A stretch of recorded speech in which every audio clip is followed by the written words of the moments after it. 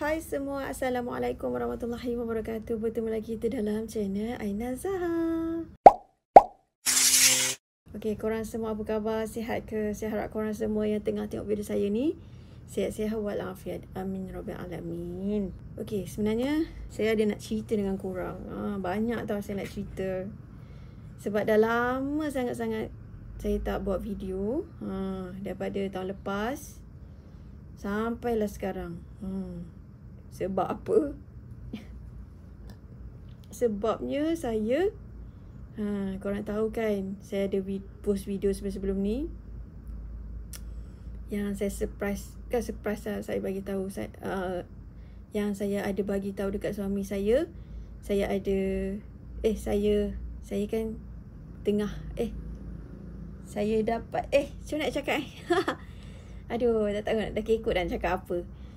Yang saya ni pregnant. Alhamdulillah. Okey. Tergagap. Semua ada lah. Tergugup, tergagap, kekok. Semua ada sekarang ni. Pasal apa? Dah lama tak bercakap depan kamera. Dah lama sangat tak cakap. Selalu cakap seorang-seorang je. Depan kamera tak ada nak cakap macam ni. Kita tak nak buang masa. Tujuan saya buat video ni sebenarnya saya nak share dengan korang. Nak cerita lah. Nak cerita pasal buku pink. Terbalik kan. Sebab depan ni conteng. Penuh conteng. Saya terpaksa tutup sebab ada banyak-banyak maklumat dekat sini. Bahaya. Bahaya ya. Kalau anda tengok. Biasalah kat depan ni maklumat detail lah. Okay? Nama, IC, tempat tinggal, nombor telefon, semua. Okay, tengok ni. Dah tebal macam ni. Sampai dah nak koyak-koyak lah. Tebal sangat kan. Dan kalau tengok kat belakang ni, semua tarikh-tarikh appointment saya datang. Apa yang nurse bagi, doktor bagi tarikh, saya ikut sahaja. Tak ada lawan apa-apa. Ikut je perintah. Jadi tebal lah buku kita. Sampai terkoyak guys. Banyak sangat appointment. Boleh katakan start daripada bulan berapa ni? Start bulan 12. Saya dah kena datang tiap-tiap minggu. Sampai sekarang. Sekarang bulan 3. Sekarang dah bulan 3 dah. So, Alhamdulillah. Finally, daripada awal saya buat buku ni. Sampailah semalam. Yang terakhir saya pergi ke klinik KK. Ni pertama kali tau. Pertama kali saya buat buku rekod buat buku pink dekat klinik kerajaan. Sebab anak pertama dengan anak kedua saya buat dekat swasta. Okay, sorry korang, terkendala. Saya pun tak tahu part mana kita bersembang tadi. Lupa dah. Sebab tadi ada suami saya bawa balik daripada hantar anak sekolah. Okay, video ni saya tak tahulah panjang ke tak. Saya nak cerita ni tak tahulah pendek ke tak. Semua tak tahu. So kita layan je. Yang mana rasa macam slow sangat video ni, macam lama sangat video ni, korang bolehlah skip sikit. Macam tu. Sebab saya nak share dengan korang pasal sepanjang proses saya buat buku pink ni. Lepas tu sepanjang saya mengandung ni kan, macam mana semua. Sebab ada banyak sebab. Okay, nanti saya cerita. Okay, saya nak cerita mula-mula kan, masa masuk kandungan saya yang ke 8 minggu. 8 minggu. Sebelum 8 minggu tu saya dah buat test kan. Saya test dulu. Sebab bila kita dah lewat period, saya akan test. Belilah dekat mana-mana farmasi. Saya beli bukan farmasi, dekat Wasan lah. Saya beli murah je, yang RM6 tu. Sebab dah anak ketiga kan, malah nak beli yang mahal tu. Saya pun dah buang benda tu. Jadi tak dapat nak tunjukkan korang. So bila saya test, Masya Allah, saya positif mengandung. So saya kira-kira, saya agak-agak lah, okay, ini kandungan saya dah ke berapa, macam tu.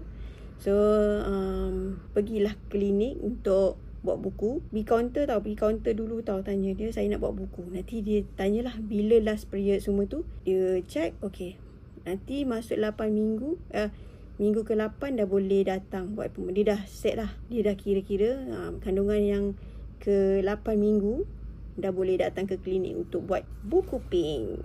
Okay. Dan sebelum nak pergi ke klinik nanti, dia minta kita bawa nanti bawa apa? Scan baby dekat klinik swasta. Klinik mana-mana lah yang ada buat scan baby. Maksudnya ialah nak scan baby tu lah apa? Janin ke apakah pula. Tak tahulah apa tu. Saya pun tak tahulah kan. Tapi dia nak gambar yang betul-betul ada kat dalam rahim kita. Lepas tu suruh bawa. Okay. Lepas tu disuruh bawa buku rekod kandungan yang anak kedua dengan yang satu. Sebab dia nak tahu kita punya kes apa yang pernah berlaku ke apa ke. Okay, bila hari yang diberikan, saya datang tapi saya terlupa nak bawa buku rekod kandungan kedua dengan satu. Saya terlupa sangat-sangat.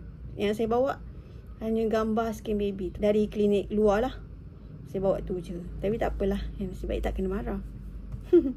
Datang, okay, dengan selamanya bawa tu. Tapi dia minta sijil nikah, salinan IC semua tak ada. Dia tak suruh bawa tu. Okay, datang ke kaunter ambil nombor semua. Terus lah isi depan ni. Kita kena isi sendiri lah. Yang kat depan ni je. Dia ada dua. Satu kat doktor, satu lagi kat kita. Senang, ada rekod dua. Kan? So dia tahu kalau saya cakap slow. Sebab Mak Lola tengah mengah ni. Kandungan pun dah 39 minggu 2 hari. Lagi apa? Lagi 5 hari. Lagi 5 hari saya nak bertemu due date ni. 19 hari bulan 3 tu. Tapi kalau terberanak awal, macam besok ke malam ni ke, kita tak tahu kan. Terima je lah. Okay. Sebelum saya nak beranak ni, sebelum saya nak beranak, saya nak share dengan korang. Supaya saya tak adalah teringat-ingat. Macam kita nak beli barang sesuatu, kita tak beli je, teringat je. Nak beli-beli tapi tak terbeli-beli. Jadi macam teringat. Lepas tu kan, dah isi maklumat semua, ikutlah doktor bagi appointment yang seterusnya. Okay. Kisah dia, kenapa saya banyak sangat appointment ni, sebabnya saya ada banyak adalah banyak kesihatan yang tak ketahui. Maksudnya saya tak tahulah. Rupanya yang saya ada kencing manis, saya ada GDM. Sama je lah.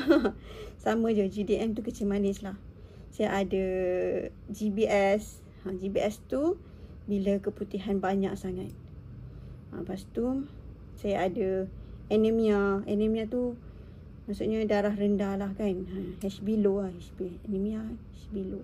Jadi banyaklah sesi-sesi appointment yang doktor bagi tarikh untuk untuk lebih detail.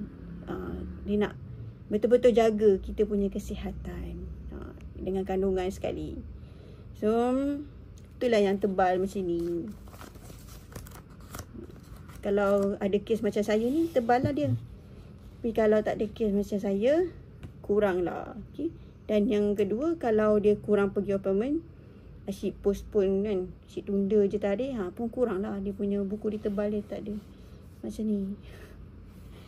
Okay, itu je lah saya nak cerita. Saya cek kencing manis tu, kencing manis pula.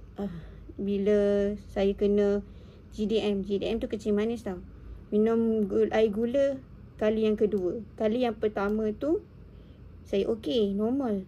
Minum air gula yang kali kedua, dia tak okey. Sebab kenapa minum air gula 2 kali? Sebabnya saya kata doktor, saya nak cerita yang kandungan yang kedua tu ada kencing manis. Lagipun masa saya datang appointment kali kedua, saya bawa buku tu. Doktor check, memang ada kencing manis. Jadinya itulah, kena minum 2 kali air gula. Kalau tak, sekali je. Lepas tu, apa lagi? Anemia, dah HB low. Masa awal-awal saya pregnant, trimester yang pertama, 3 bulan tu saya asyik muntah, tak boleh bau langsung apa-apa bau diri sendiri pun rasa macam tak lalu, tak suka, tak lalu. Kan? Bau diri sendiri tu tak lalu. Semua bau tak boleh terima. Jadi dia muntah. Lepas tu demah, tak boleh nak makan. Semua benda tak boleh nak buat. Baring, tidur je. Itu pun tak lena juga. Sebab apa? Tengah lapar. Lepas tu perut macam tak ngam. Macam tu lah. Macam-macam lah kan saya ni. Yang ketiga ni dia lain sikit. Dia punya ragam dia. Pergi check klinik, doktor check. HB saya makin lama makin menurun. Tu yang terus buat cek darah yang kat bahagian siku. Kat bahagian sini. Kan? Ambil darah untuk check lah lebih detail. Rupanya saya anemia. Macam tu lah. Lepas tu saya konsisten lah makan ubat suplemen yang doktor bagi tu. Alhamdulillah saya punya HB okey lah lepas tu. Sikit-sikit dia naik. So sekarang saya dah 11.4. HB saya 11.4. Dah nak bersalin kan. Dia tinggilah sikit. Alhamdulillah. Syukur ya Allah. Dan jangan rendah lah. Jangan rendah. So lepas tu doktor cakap juga kena kawal makanan juga sebenarnya. HB low ni kena jaga pemakanan. So saya sepanjang saya pregnant ni, saya mengandung ni, saya tak minum air coklat, Nescafe, kopi, teh, semua saya tak minum. Kecuali saya minum susu saja dengan air masak. Dengan air macam soya, cincau, air jus-jus lah semua tu boleh lah. Tapi kalau air yang tadi saya sebut tu, yang kopi, coklat, saya tak minum. Dan saya tak makan pun kalau ada sumber coklat. Macam roti coklat, Nutella ke apa kan, saya tak makan langsung. Walaupun ada keinginan macam saya nak makan wafer coklat, saya tahan je. Saya kawal diri saya macam tak apa, sabar, relax. Nanti lepas habis tempoh mengandung ni makan lah. So semua tu saya kawal. Alhamdulillah HB nak nampak cantik lah dekat situ. Walaupun kita skip makan suplemen yang doktor bagi tu kan, dia maintain lah cantik HB tu. Jadi dia kena jaga juga pemakanan sebenarnya. Lepas tu banyakkan makan sayur lah. Sayur bayam, daging, protein tu kena banyakkan. Lepas tu kencing manis tu, GDM GDM tu kena kurangkan minum manis. Benda-benda manis lah, dessert semua tu saya terpaksa. Tapi memang badan tu macam yelah, macam tak boleh lah. Tak boleh nak tahan minum air masak je. Dia macam menggigil lah badan tu. So nak tak nak saya kena bancuh sikit lah, gula sikit lah. Tapi bukan gula. Saya minum high 100 plus, campur sikit dengan air masak. Saya buat macam tu je, baru boleh minum. Kalau tak, lawyer lah tekak. Nak minum air masak je kan. Itulah. Dia ternaik, tak perasan. Okay, lepas tu kan, sorry tau kalau video ni nampak macam panjang sangat, bebel-bebel, sebab saya nak cerita. Bila bercerita ni, panjang lah. Tapi ada je bercerita pendek kan. Tapi saya nak cerita dengan korang sebelum saya nak beranak. Sebab hari ni saya ulang lagi sekali, saya dah 39 minggu 2 hari. Due date saya 19 hari bulan 3. Kena serah diri kalau tak ada rasa apa-apa. Kena serah diri kalau tak rasa apa-apa. Tapi kalau ada rasa apa-apa macam tumpah darah pula, keluar darah, tumpah air ketumban, ataupun ada rasa contraction yang 5 minit tu kan, dah boleh pergi hospital. Tak payah tunggu due date. Tapi kalau tak ada rasa apa-apa semua ni, due date saya 19 hari bulan, kena serah diri. Serah diri sebab apa? Saya ada GDM. GDM tu kencing manis lah, dengan GBS. So dia nak letak antibiotik, dia nak jagalah perlindungan kat baby tu, supaya tak adalah kuman-kuman melekat dekat baby, bakteria ke apa ke, gitu. Lagi apa saya nak cerita dengan korang, supaya saya tak adalah terfikir, teringat nak share dengan korang. Bila saya dah buat macam ni, tak adalah saya teringat macam terkilan. Terkilan. Tak adalah saya terkilan dengan diri saya. Macam, alamak, kenapa tak buat macam tu. Biasa macam tu kan. Sorry tau kalau video ni lama. Kalau korang tak suka, korang skip je. Skip je video-video lain. Ni saya nak share, nak cerita. Rasa macam best. Dah lama tak bercakap dengan korang. Sampai kan YouTube saya sunyi, macam kosong kan. Biasa adalah video-video. Sebab nak edit sepanjang saya pregnant ni, saya mengandung ni, saya nak edit video, nak rakam video, dia rasa macam malas sangat. Bila buat dia macam nak muntah. Macam tak tahan. Dia tak boleh nak buat apa. So sepanjang saya mengandung ni, saya tak buat kerja apa-apa pun. Saya duduk rumah. Just buat kerja rumah je lah. Basuh baju, kemas. Itu je lah. Masak. Masak boleh lah kan. Sikit-sikit.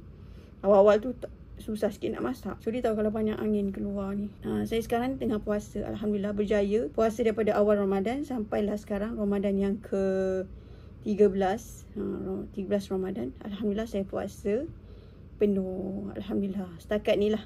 Okay. Lagi apa lagi saya nak cerita dengan korang sebelum saya nak tutup video saya ni. Tak banyak lah saya buat aktiviti masa sepanjang saya pregnant. Banyak rehat. Saya banyak rehat. Sebab apa?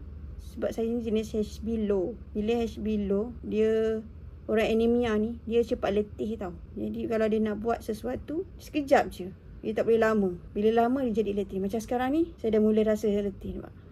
Dah macam dah. Yang tu dah mula start laju sikit. Dah rasa macam penat lah. Nanti kan sambung lepas Zuhur, lain pula cerita. Jadi saya nak straight dia buat macam ni. Sebab sekarang ni anak saya tengah sekolah.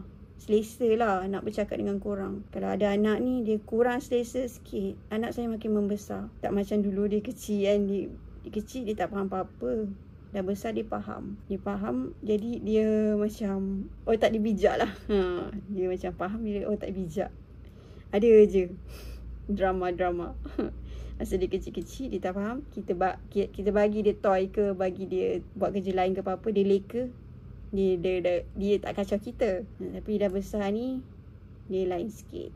So macam fikir-fikir, okey, inilah waktu yang sesuai untuk saya buat video, bercakap-cakap dengan korang, bercerita waktu anak sekolah. Saya tak tahu lagi minggu depan macam mana. Saya risau saya dah terberanak. Bila dah terberanak, saya tak dapat nak bercerita macam ni. Saya tu dah cerita lain dah. Saya tahu kalau, minta maaf lagi sekali, kalau saya mengapu-gapu bercakap. Sebab dah lama tak bercakap kan. Macam best pula cakap macam ni. Dah dekat setengah jam dah saya rakam. Tak tahulah kalau dah potong-potong tu, jadilah pendek. Okay, Alhamdulillah. Saya rasa macam tak ada apa nak cerita. Sorry tahu kalau saya tak berapa detail sangat tentang buat buku pink ni. Saya cerita apa yang saya ingat je. Lagi satu, saya rasa tengah mengah. Lepas tu tengah puasa. Sekarang pukul apa dah? Pukul 9.40 pagi. So macam penat. Biasa waktu macam ni saya tengah tidur. Saya tengah tidur sampai tengah hari. Tengah hari bangun. Saya buat persiapan untuk anak pergi sekolah pula. Bahagian petang. Petang saya kadang tidur, kadang tak tidur. Kalau tak boleh tidur, saya akan kacau adik-adik saya untuk buat video call. Tapi nasib lah, kalau ada orang angkat, dapatlah sembang. Tapi kalau ada orang tak angkat, scroll je lah kat handphone tu. Saya pun dah nak bakal beranak, bakal bersalin. Lagi beberapa hari je. So sekarang ni, insyaAllah, mungkin saya punya plan lah ni, plan. Nak cepat saya punya proses untuk, yelah kita kan nak bersalin secara normal. Jadi saya kena buat aktiviti lah. Saya kena buat aktiviti kemas rumah. Macam biasa dulu, kemas rumah, cuci bilik air. Lepas tu, senaman tu penting. Ramai orang bagi tips. Buat senaman itik, buat senaman squat, buat senaman apa lagi, yang ball besar tu. Tapi saya tak ada pun ball besar tu. Jadi saya skip lah benda tu. Apa yang ada je. Banyakkan berjalan. Waktu macam ni kena banyaklah berjalan supaya ada kelonggaran, ada kelonggaran yang senang untuk baby tu nak keluar nanti. Kan? Takkan nak tunggu sampai tarikh due date tu nak serah diri. Dah kena doktor paksa kita bersalin, lagi sakit kan. Jadi natural macam tu. Lepas tu minum ais lusuh ke. Nanti saya nak share dengan korang apa saya bawa back ke hospital. Okay, lagi sekali saya minta maaf sebab kalau rasa bosan sangat apa saya cakap ni, rasa macam ngantuk kan. saya cakap ni. Sebab saya tengah mengah ni. Tercungap-cungap. Rasa macam berdebar juga. Sebab hari ni hari 39 minggu 2 hari. Tiba masa je sampai due date saya 19 hari bulan 3. Tapi kalau sebelum tarikh tu dah ada rasa tanda-tanda, pergilah hospital. InsyaAllah ada rezeki, saya bawa korang sekali tengok. Kalau tak, saya cerita dia. Tapi kan, biasa kalau kerajaan ni dia tak bagi kita rakam-rakam. Lagipun hormon saya sepanjang saya mengandung, memang susah saya nak buat rakaman. Nak rekod-rekod ni lah dengan ambil gambar. Tak tahu kenapa, memang macam meluat lah. Rasa macam meluat, macam tak suka. Semua saya mengandung anak pertama, kedua, ketiga, memang susah nak buat rekod-rekod ke apa ke, susah. Kalau buat pun macam aduh, macam tu, macam terpaksa je. Tak minat benda tu. Okay lah. Lagi tadi nak tutup video tapi tak tutup video. Saya pun nak pergi rehat. Saya pun dah mula rasa penat. Jadi saya nak ucapkan selamat berpuasa. Tahun ni memang awal tahun saya tak buat ucapan. Bukan ucapan lah, maksudnya saya tak buat tahun baru kan. Sebab saya melalui tempoh-tempoh mengandung ni memang tak nak buat macam tu. Sebab dia tak boleh lah, tak. Badan tu macam tak terima nak buat benda tu. Ni dah nak akhir ni, dia rasa macam nak buat. Rasa macam nak buat. Dah mula rasa nak buat. Tapi bila nak buat tu, macam ni lah jadinya. Dia mengah-mengah. Ada apa lagi yang mengapu ni. Tak tahu lagi nak cakap apa kan. Okay, so itu sajalah video saya kali ni. Selamat puasa korang. Dan saya mungkin dalam setengah bulan saya kena ganti puasa lah. Sebab saya dah nak bersalin. Dan saya nak ucapkan diri saya juga selamat berpantang. Korang doakan saya dipermudahkan dan selamat bersalin baby ni. Kalau korang nak komen kat bawah, korang boleh komen. Lepas tu nak minta korang like, subscribe saya pun channel. Itu saja. So kita jumpa lagi di video yang seterusnya.